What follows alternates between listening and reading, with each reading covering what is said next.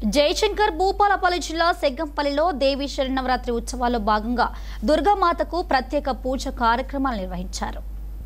దేవి శరన్నవరాత్రి ఉత్సవాల సందర్భంగా దుర్గాదేవి భక్తులకు వివిధ రూపాల్లో దర్శనమిచ్చింది.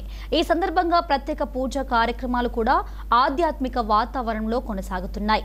ఇదిలా ఉంటే బుధవారం దేవి శరన్నవరాత్రి ఉత్సవాల్లో భాగంగా హోమం నిర్వహించారు. కాగా భక్తులు పెద్ద సంఖ్యలో పాల్గొన్నారు. आम्नायैरेककण्ठैः स्तुतमेमहो माधवीयस्य हेदे स्वाहा तत्त्वोदिक्ष्वेदमानं चतुस्रषु चतुषः पुष्यदात् पुरुषार्धा स्वाहा